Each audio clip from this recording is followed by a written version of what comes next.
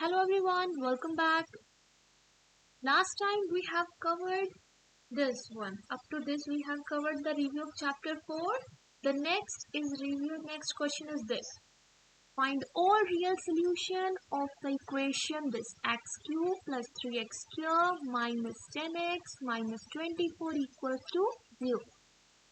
Using the rational root theorem by a possible rational root theorem, I will try to find what are possible roots. So factors of 24 can be plus minus 1, plus minus 2, plus minus 3, plus minus 4, 6, 8, then 12 and 24. These are the only possible factors here. So in this case, let's try with 1. If you see, if I substitute 1, even after adding all these things, I will not get 24. Not even for negative 1 also. So 1 and negative 1 will not work because this give you very small value as compared to 24. Now you can check for the 2. For 2, how you can check? I am writing here using the syntactic division. 1, 3, minus 10, minus 24. Suppose I am checking for 2. 1 down, 2. It's 5, 2s are 10, 0, then 0, negative 24. As we are getting remainder, so my 2 is not a root because remainder is non-zero. Now check for negative 2. 1 as is down, then you can see minus 2. It's 1, minus 2, minus 12. 12 2s are 24. So you are getting 2 as a root here. So that means x equals to minus 2 is one of the root. As you get this is one of the root, remaining what you are getting, remaining polynomial is this constant x square. So 1 time x square plus x minus 12.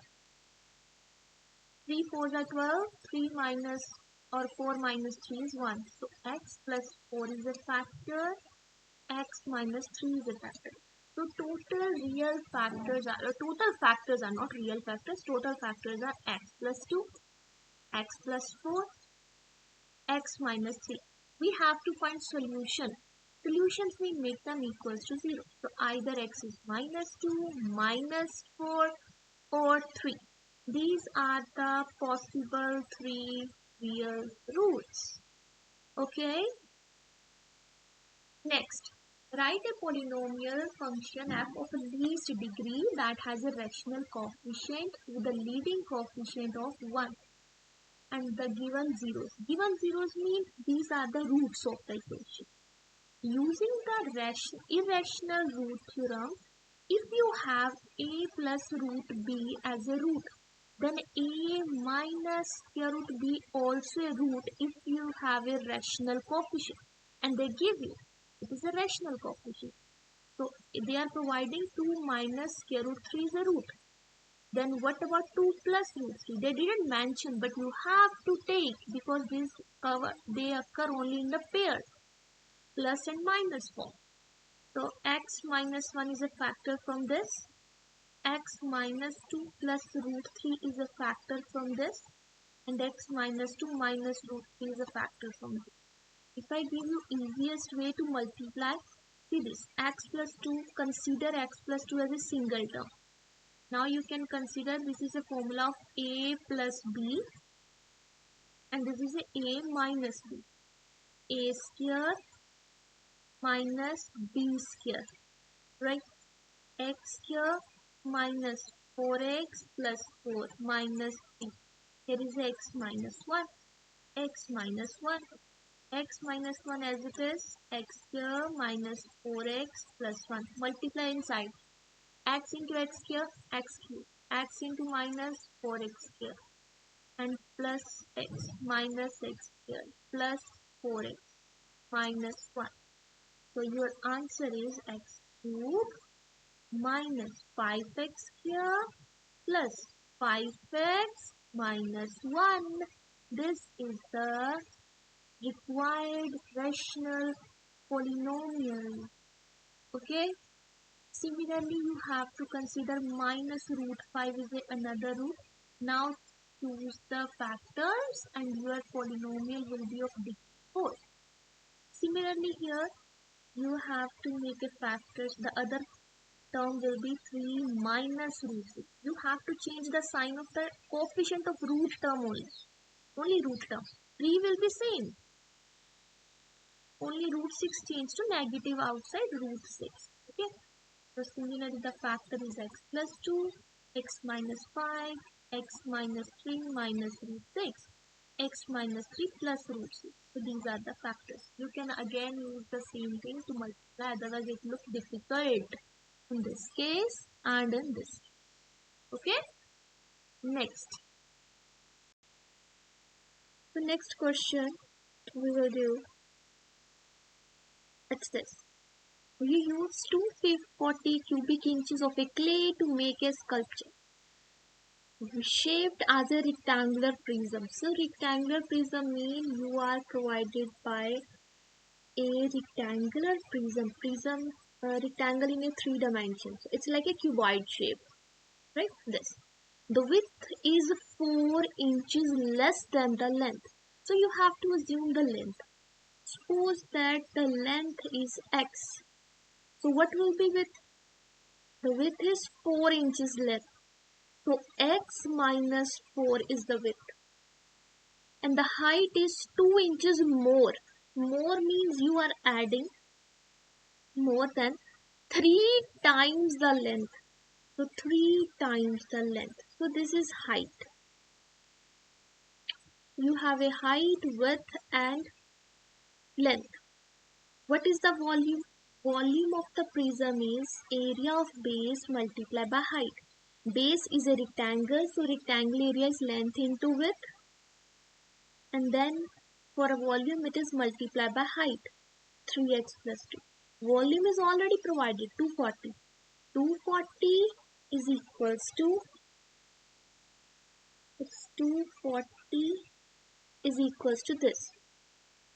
X times this multiplication, you will get 3x square plus 2x minus 12x minus 8. And multiply with x now, you will get 240, 3x cubed plus 2x square minus 12x square minus 8x. So 2 minus 12 is 10, it will be negative 10x square. Negative 10x square. Done. So this is the answer. Okay. So here I just set up the equation that will be solved. You can calculate the value of x yourself. Alright. Next we have write a polynomial function f of least degree that has a rational coefficient, a leading coefficient of 1 and has given zeros. It is considered under the conjugate rule, complex conjugate theorem. Complex conjugate theorem. Complex conjugate theorem says if you have a complex number a plus ib as a root of a rational coefficient polynomial, then a minus ib will be also a root. Okay, it's a conjugate will be also a root. As they say 3 is a root, 1 plus 2i is a root. So 1 minus 2i will be also a root. That will be also a root here. So total x minus 3 is a 1 factor from this. X minus 1 minus 2i is a factor. X minus 1 plus 2i is a factor. Okay. So multiplication we did already. How to do that? X minus 1 as a single term. If you multiply, you will get x minus 1 whole square minus 4i square. It is x minus 3. So x minus 3 as it is. You can open this bracket, x square minus 2x plus 1 minus I square is negative 1. Done. Negative negative positive 4. X square negative 2x plus 1. X minus 3. So here you can simplify more. X minus 3 x cube minus 2x plus 5. So multiply them. X cube minus 2x cube plus 5x minus 3x cube plus 6x minus 15. So x cube minus 5x cube plus 11x minus 15. This is the polynomial that have these three roots. Here the other complex conjugate will be minus 4i. And here the complex conjugate will be 1 plus I root 3. Make sure you remember you are changing the value or changing the sign of only I term. The term contains I. The coefficient of I, that sign will change only. Okay. Determine the possible number of positive real zero, negative real zero, imaginary zeros for the function. And that is followed by the discarded rule. We have to use that here. So here, check it. How many signs change? The positive to negative, negative to positive. 2 sign change. So if it has a positive real roots, the possible real roots can be 2 or it can be 0. Either it has a 2 positive real root or it has a no any real root. Possible number of real roots. It's not a 2 is the answer. No. Number of answers. Number of answers can be 2 or no answer. 0. Possible number of positive real root. Positive real root.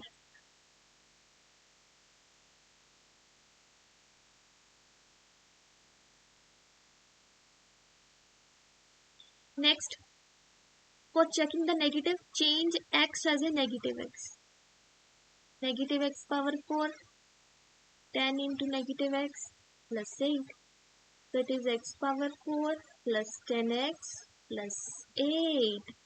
You have this as a term and there is a no sign change. No sign change means no negative real root.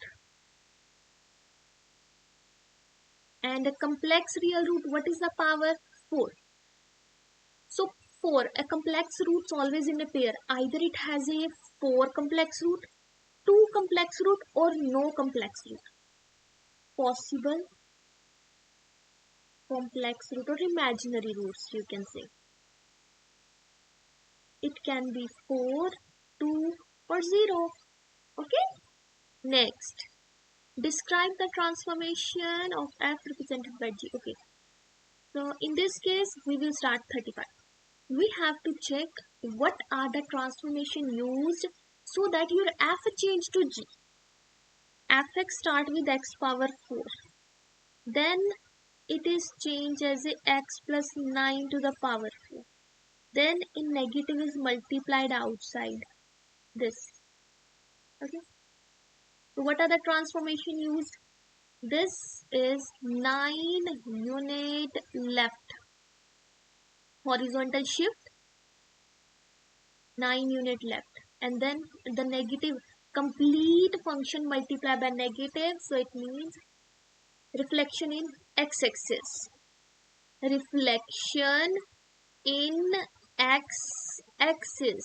Okay. Next question number 37. We will see this. G is a function or graph translated 5 unit up followed by the reflection in y-axis of this graph.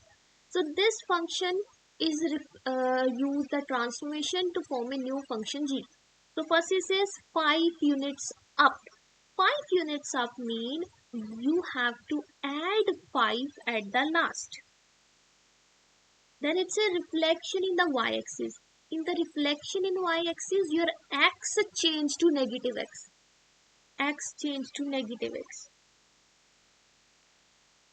Minus 12 and 5. 7. So x power 4 minus plus 2x cube minus 7. Done. Okay. Next, it says graph the function, identify the x-intercepts, point, local maxima, minimum occur, determine the interval in which increasing or decreasing. So here we have to graph it. Let's make the graph for this. So here we have a graph, this. Identify the x-intercept. So there is only one x-intercept here. It's around -1 here. It's -1.8 something. -1.8 something. It's not a complete integer. Maxima and minima. This point is a maxima and that is a local maxima. Local maxima. Local maxima means it's not a maximum for the whole graph but maxima for some particular interval. If we are looking at a finite intervals, first I'm looking only for this because after that it's going to infinity. So I can check its infinity is maxima or minima. The local maxima is only for some finite interval. So you have a maxima at point 0. So local maxima at x equals to 0 and the coordinate is 0, -1. Local minima is at x equals to -1. So coordinate is -1 and -2. Okay. Then it says interval in which increasing and decreasing. When you have to check increasing or decreasing, always check left to right. So I am trying to trace the curve left side. So as I trace it, I am coming down, up to down side. So that means decreasing. Curve is decreasing. So our function is decreasing from -infinity. Then up to what? Up to this point. And this is -1. -infinity to -1, it decreases. Then -1 I started and it goes up now. It goes up to 0. So it's increasing from -1 to 0. After 0 it start going down again. So decreasing after 0 to infinity. 0 to. You can take a union of the two sets, two intervals. Okay. This is how we define increasing and decreasing interval. I can also show like this. See this. It is an increasing interval. This is the decreasing interval. So this is increasing part. The blue part is decreasing. When you go up, it's increasing. When you go down, it's decreasing. Okay. We solve here 38 question number. Next, determine whether the function is even, odd or neither. Even function mean the graph is symmetric in y-axis. Odd function mean graph is symmetric about origin and neither when it not satisfied. In mathematicals, we will without graph. If we have to check graph without graph, then this is the process. F of -x is equals to fx on changing x to -x. If your original function is same, that means it's same. Both functions are same. It means your given function is an even function. If your function change, you have a -x and I multiply by negative, then both are equal. That is an odd function. Okay. See which question I will do. I will do 41. I change x to -x. X is changed to negative. So 3x square minus 7. You will get, it's the same thing. It's a given original, same thing. So it's a even. You will say it is a even function. So you can check for this 40 question number. F of -x. 2x is changed to -x cube plus 3 into negative. Negative x power 3 is negative out. 2x cube negative 3x. So basically it is a negative times 2x cube plus 3x. Okay. So this is same function, only we take negative out here. As we take negative out, so it is a negative time of this function fx. So it is an odd function. The given function is an odd function. Okay. The one left, you can do this also. X can be replaced with negative x. Negative x power 6 plus 3 negative x power 5. It's x power 6 minus 3x power 5. It's not same as original? No. Can I take negative out? If I take negative out, I will get negative x power 6 plus 3x power 5. It's not same as original also. So it's neither even nor odd. So this is neither. Okay. Next question. Next it says write the cubic function. I'm writing for the question number 43. For the 43C, you are provided by x-intercept. This is x-intercept, this is x-intercept, and this is x-intercept. X-intercept means they are factors. So y equals to some constant into x plus 4, x minus 4, and x minus 2. These are the factors. And this will be used to find out the value of a. So add 0, your answer should be 6. Substitute x as a 0. I substitute x as a 0. 4 2s are 8. Negative 4, negative 2, positive 8. A is equals to 6 over 4 into 8. 2 3s are 6. 2 4s are 8. So 3 by 16. A value is 3 by 16. So your function is 3 over 16, x plus 4, x minus 4, x minus 2. Done. Okay.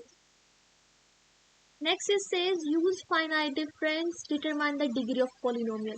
We have to determine what is the degree of polynomial using the finite difference.